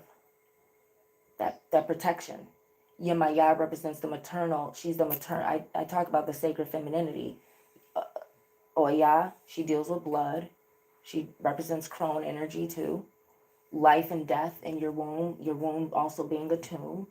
Yemaya deals with the gestation, being pregnant, the swimming in the waters and all that stuff. But Oshun deals with the sex, what attracts and arouses people to get to that point of that. And when the importance of admiration, the looking in the mirror and admiring and the being aroused, that leads to that, and we just it's almost like that's skipped over, and that becomes a slave syndrome when you don't display beautiful Black women, and you and slavery. It's like we were given chitlins, but also people you were either raped or you were forced to sleep with the ugly fat white women. Mm-hmm. Who no one wanted, who to this day, when people are unaccepted, Black people get flattered, but a lot of times we got to realize a lot of white people come to us when they're not accepted in their communities. Yeah. When they're not the standard of beauty in their community, which is extremely higher. We have no standards of beauty in the Black community. And it's a little bit beyond slavery, but before slavery, Black women had a certain beauty. We were forced to become breeders. That's a lot to that fact about not being the standard of beauty and then searching for another place to belong. White women cannot be obese and the standard of beauty. We're not dealing with West African standards of beauty where that is considered beautiful. And we're not dealing with the centuries where obesity represented wealth. Because when I look at people overweight, I feel like they got money. You can't afford to eat. And back then, being dark-skinned and skinny like me meant you were poor because you were working in the fields and you didn't eat a lot. Mm-hmm. And being large and light-skinned was a representation of wealth. That's how the queens looked. So we're looking at, in America, we're looking at standards of beauty, and Oshun, I think for me, love and self-love and giving me the ability to love myself and show people what it looks like when you love yourself, when you're dealing with when you're dealing with the form of love that it's purely about the sexual thing. It's not all about community and society and politics and everything like all the other Orishas are about. It's just literally about the joy of sex. And it's not just the act of sex. It's sex is male or female, but the joy of being a woman, the joy of being a man. It's that's where the love starts. And I think that gift that I was given, I think that's what Oshun, what love has done for me. It's made me, because Oshun fights with what? A mirror. Oshun fights with a fan. So I'm fighting with femininity. I'm fighting with sexuality. I was given a gift that can allow me to compete with the sexual or beauty standards here that are keeping Black women from eligible Black men who are forced to marry or who choose to, but a lot of times they get a little bit of wealth and they know that they'll lose it if they don't marry whoever's daughter they're getting it from. So Then we got a comment from Kazaya again. She says, curious, do you both feel like you're walking with purpose in life as of this moment? If yes, can you summarize what that is? If not, why do you think so? For me personally, I would say yes, in the sense that this show is always something that I've wanted to do, and podcasting in general, and I am doing that. Also, just working on myself and being honest about things. Like if I'm struggling with something, I'm struggling with it. If I'm feeling great about something, I'm expressive. If I feel like I need help in some kind of way, I will acknowledge that now. When there was a time when I wouldn't. I would just be struggling, and that is what it is. Trying to be the strong person. Superwoman. Right. So I would say Superwoman. yes, but consider that is a work in progress. What about you? Well, it's funny you ask because I've been, I think, coming out as BlackHighPriestess in 2012. That's when I chose to kind of start fulfilling my purpose by being of service, and offering services. And in 2025 and accomplished a lot. Being honest, I have walked in my purpose so long where in a way right now I feel a little bit lost. And I don't feel I've found exactly where I belong to where I can really grow and flourish to, where I see myself as, where other people see me as, or, just a place where I feel like I can really grow in the way I want to kind of grow upward. Mm-hmm. Not just kind of moving around. Do you feel like that's because you haven't found your people, or you know what you want to do, but you don't know what you want to do at the same time? Again, being honest, I think for me, sometimes I just have to, I decided to focus on hip hop this year because sometimes you just gotta pick a target and stick with it before because it's so easy to get distracted. And I also was looking at, again, where's my support system? Where are things happening successfully for me? Instead of trying to make things, I've learned, I listen to Stoicism. So that helps me a lot, aside from just like daily reading different daily texts from the Bible and, different little lessons to learn. Stoicism helps a lot in helping me shape my life the way I want to shape it. Mm-hmm. I think it's kind of a martial arts way of thinking, and I'm kind of going with the flow, the path of least resistance, where I do get the most support. But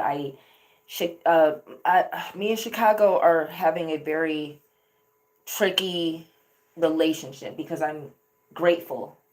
I have an attitude of gratitude, and I've had it since 2024 was incredible. It was probably one of the best years of my life. It probably was literally it since my father died. 2024 was so much great things happened.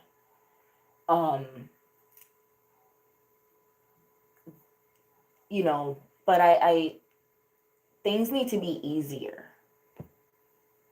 Things need, you know, I need to be in a, I don't feel I don't feel the stimulation. And then again, when I started doing music, I had a lot of emotions to go off of, and I was going through things that I was able to pour into music. But sometimes when you don't get the right stimulation, and I'm just, I'm not impressed by anything here. And I think people keep trying to impress me, and it just gets on my nerves even more. And I just feel like the more I go out and experience the compliments that I get, and people wanting to dress like me and be like me and blue lips like and it just, you know, I'm grateful, but all it does is just, it's just, do you have a job for me? Do you have an opportunity for me? Do you have a paid movie role for me? Do you have something for me? Because I don't have time. I'm still trying to do things. So when there's a opportunity, I feel like I kind of jump at it because I'm like, I'm grateful for something that's actually offering me. But again, I don't think people realize like how much I've done and have actually accomplished and haven't even published yet and different things. And I haven't found what I'm looking for here. I don't have, there's not enough substance here. So I in a way, like with her talking about the purpose, I just feel like I feel a little lost. I don't feel like I'm exactly where I belong, where things are a reflection of me and able to offer me what I actually want. Okay. Know? Question I'd like to ask everybody is: you're in a room full of everybody that you've ever loved. Who runs to you? Oh, Rico. Everybody knows this. Rico. My cat. The one, yeah. Rico, I'm telling you. He's like my heart. It's like my heartbeat. Who do you run to? Ooh.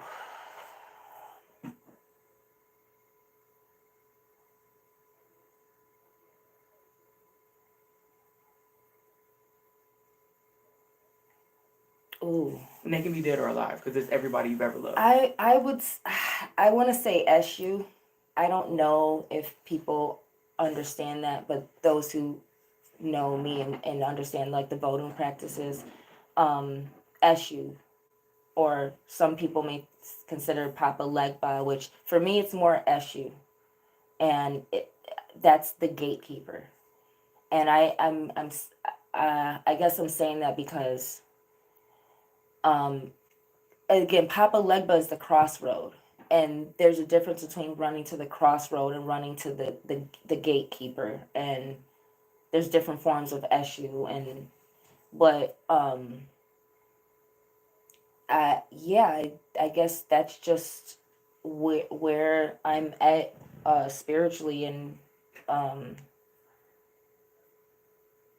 that's, you know, people think of like, oh, your father, and I don't know, SU. I run to SU, Eshui Legbara, the gatekeeper, and cause I mean, if I'm surrounded by people I love, I'm in heaven, and who's gonna open the gates of heaven if it's not SU? So y'all, I hope y'all get it. I'm running to SU. Okay. You know, cause I'm getting in. I'm in the gates. Well, we have come to that time. Tell the people how they can contact you for everything. At the Black High Priestess, TheBlackHighPriestess. So Black High Priestess, BlackHighPriestess.com is my website. BlackHighPriestess.etsy.com, that's my shop. ModelMayhem.com/ChastityUnique. That'll be my modeling profile that has probably not been updated in a few years. But yeah, just check me out on social media. But BlackHighPriestess.com. I'm not gonna lie, I might have to like pay my website dues. So, but yeah, just Instagram, hashtag BlackHighPriestess, Facebook, BlackHighPriestess. Check out my YouTube channel also. So BlackHighPriestess. Are you going to perform tonight at Soul Veg? I guess, yeah, if I get a ride there and I get inspired to maybe spit at the at the open mic, but I honestly I'm trying to save a little bit for June 7th when I'll be performing with a beautiful lineup of a lot of other local ladies at the Queen's Gambit. So including one of your co-hosts, Ange 13. Yes, ma'am. Including Ocean Baloo, who I got to see and perform with. I think it was in February. Including, look at the lineup. There she is, including Via Drex, Cristal Lejeune. Look at all those people. I just saw Ocean Blue at the 420 show. Nice. Mm-hmm. Nice. So and Via Drex we just interviewed her on Unwrapped. Very, very dope person. Very, very dope. Yeah, no Absolutely doubt. love her. Okay. All right. Well, if you are in Chicago and you are not doing anything, they have the open mic for 606 Chicago at Soul Veg. I have no idea what the address is, so just Google it. But it's called Soul Veg. But I appreciate you coming, sharing your story and your experiences. It's been very enlightening, very interesting. Thank you guys for tuning in. I appreciate the engagement. Thanks for the questions. Yes. Like, subscribe, share. Keep coming back. Every Tuesday we'll be here, 8:30 Central Standard Time. In the words of Avon Barksdale, keep it light, but keep it. Peace. Are we muted? Yeah. Okay. I want to ask you a question, right? Mm-hmm. So, yes, the city. Hold on. I forgot all about this, but when you was talking, okay. So me and my cousins,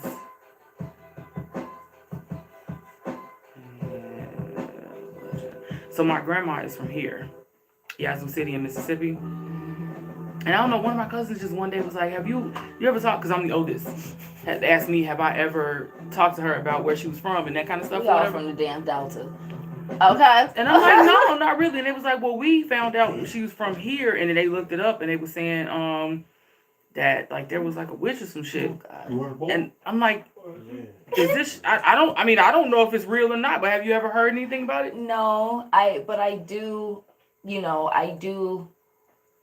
do feel that like all black people in Chicago are from the Delta migration from Mississippi. We're clearly some country ass people in the middle of settled in some marshland that look like Mississippi. But so I know without a doubt, like I don't want to say we're from Jacksonville, but I know like that's where some birth certificates from some people were or whatever when, So no, I don't think I've heard of this one. Jackson, Mississippi, Laurel, Mississippi, Hattiesburg, Mississippi. North Fisherman and her promise. That sounds fisherman. Yeah, because, I got a thing with the water and sailors and mermaids, and it's a thing with me. What are you talking about? See? That's the thing with fire. It follows. Yeah. I don't know. I've always been like fascinated with this kind of shit because Really? I don't know how to describe it, but like kind of like being in tune, and like in the last, I want to say 5 to 7 years, like I'm very weird with energies. It'll get on me. It's really hard to get the shit off. You know what I'm saying? I try to like ignore stuff. I can't. You know what I mean? Like, how does it make you feel? It depends. Sometimes I'll be exhausted. Other times I want to even call it enthusiastic because it's not a happiness. It's more of a, almost like somebody put a battery in your back. You know what I mean? There's certain people that I like to be around because they energize you and the other people drain you. Like, he makes me feel grounded. Mm-hmm. And then sometimes if he's not around, I feel like famished. That's your anchor. Yeah, and like I don't know. I've noticed like as I get older, I've got people that do that. It's high empathy. Like I said, with my mother being a high empath, you know, slightly different than psychic power, pure psychic power, which is like almost like an ESP thing. But empathy is your sensitivity to energies and moods, emotions, or specifically moods. But it also comes, you know,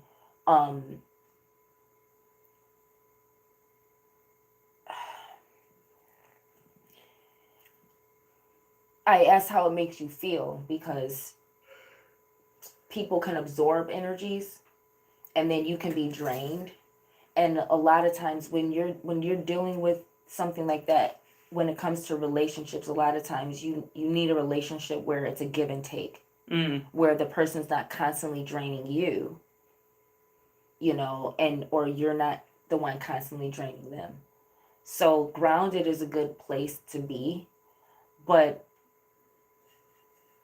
you know, you might be in situations where you might be draining people and not know it.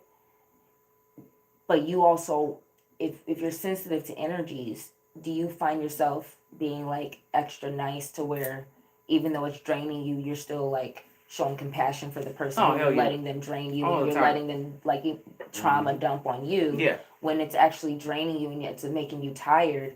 And that's what I'm saying.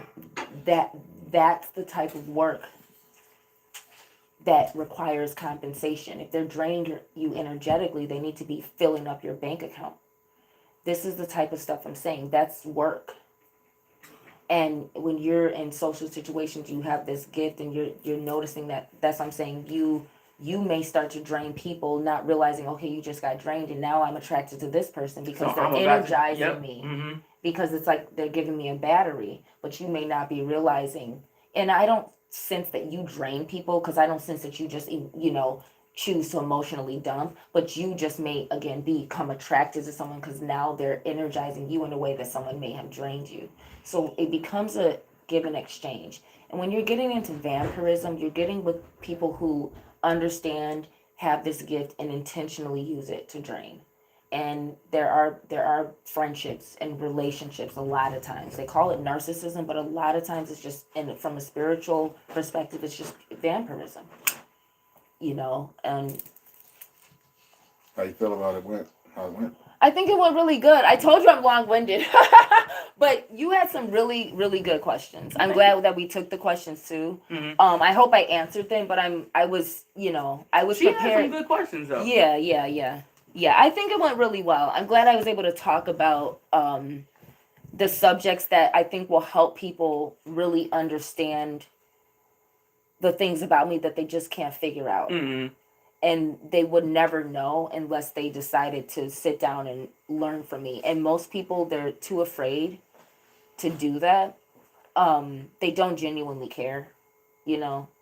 But a lot of people, they become afraid instead of trying to learn and figure it out. And this is the way to help people understand, like, my experiences have been really different, and I'm doing the best that I can with that to elevate my people. Yeah. But it's not always going to look like my life has been difficult, and I'm not going to make it easy on everyone. I had to go through the things I went through, and I have to hold us accountable. And that's my form of helping, is holding us accountable the way I was held accountable in ways too harsh. But look at what I'm becoming, what I'm able to do with it. Yeah. So just be careful of that, and stick to your family.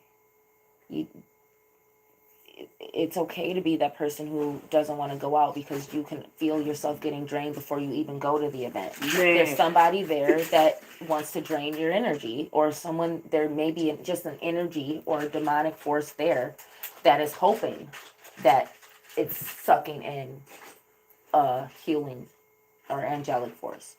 There could be someone there with the intention of draining your energy. And another thing to consider that I would tell someone who was, asking in a, like if I was given an oracle consultation. Think about, has anyone thrown spiritual witchcraft your way in a negative way, with intention to destroy or harm, or out of jealousy, or wanting to destiny swap? Shit. I noticed you guys have a lot of pets. Well, that's he. This is his. They got hella pets. A lot of kitties. You don't stay here? Mm-mm. Oh, that's not your husband? That is, yeah. Yeah. But he detector lives here. Oh, because I was gonna say, because that represents a lot of spiritual protection too. All the pets, yeah. Yeah. So I don't know if you guys have pets in your home, but no. I feel the need to say, think about, is someone jealous of something about you, or going on with you, or things that you may have, or how your life may be going, that sometimes someone in your people in your vicinity, they attack what right in front of them. You know what I'm saying? They might not be able to destiny swap with Beyonce, but they know you, they work with you, they're right, they live around you. And so sometimes when you start to pursue your goals and achieve them and see things manifest, particularly for someone like me who may be single, and you see a guy coming and treating you right and kind of looking shiny and looking with potential, here comes a woman trying to take it from you. Here comes, or in some cases, get a good job or whatever, or you simply start to pursue your goals and you start to come out of your shell a little bit, and you start to have a little confidence. You start to do better. Can affect people around you, and they can start to turn to things. So sometimes that you can start feeling extra tired and extra this and that, because the intention may be to make you too tired to continue to accomplish your goals. That's why it's important. That's why I said with peace, it's important to know where you belong and where you don't belong. What does energize you? What does make you feel good? Versus, okay, this feels like a burden. This feels, when you have to go to work or when you have to show up in certain places, that's one thing. But you don't have to go to a bar. You don't have to go to a club. You don't have to go to a movie. You don't have to hang out with friends. Mm-hmm. You have to be with your family. You have to make money or survive. But you don't have to do things recreational that you feel to do out of guilt. Let me be social. Yeah. The moment you feel there's nothing, the intuition starts a lot of times with your body. And I tell people and I teach people, pay attention to your body. Yeah. Because that's where your intuition starts. Because intuition is feminine, but instinct is masculine. It's the same thing. Your instinct is what you act on without thinking. So when you get in a car, you have an instinct to put on a seatbelt, maybe, because you're protecting yourself. But people act on instincts all the time. People act on instincts without even knowing. You see all the time where a person, they may have the instinct, oh, let me go inside real quick or this, that, and the next thing the rain starts pouring down. An instinct is you act on something without understanding where your action is, why the action is happening. Gotcha. Intuition is your feeling. Here's the difference. When you don't act on your intuition, you can still get screwed over. Yeah, that's true. But your instinct, you're not, that's that masculine thing of That's like a hair trigger. Masculinity is active. Femininity can be passive. So that's why intuition comes to you. It gives you the insights. But if you don't act on it, you could still get screwed over. And if you don't make a decision about, I feel drained, this is making me feel uncomfortable, that comment that someone made me a little uneasy, or that thing that they said, it kind of stuck with me too much. It kind of triggered me too much. What was the real intention behind it? You get what I'm saying? Yeah. These intuition. Instinct is when you're like, you know what? I don't know why, but I'm finna break my lease and move somewhere else. I feel weird in this house. Something's telling me just, I'm just gonna act on it. I'm not gonna think. I'm not gonna question it. I'm just about to go. I'm just finna go. So think about, with you, it seems as though your intuition is kicking in more so than you're dealing with energy vampirism. Seems like you're dealing with heightened intuition about circumstances because your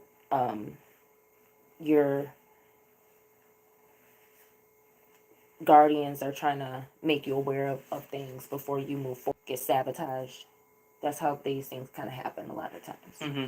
Sometimes we're still just in springtime, which means spring cleaning, which means still clean up a little bit. We're still in that mode of cleaning and clearing out air and clearing out negative energies before we do the work in the summertime that we harvest in fall and then feed off of in the winter until spring again. Okay? So when we're in this type of climate, that's how things happen. And when we deal with the scarcity of winter, you're always going to get people in springtime and these times trying to get your destiny swap. When you're in places, hot places and different things, where it's hotter and warmer and there's more abundance and more this, that, you might deal with different types of energies. But factor in the cycles here.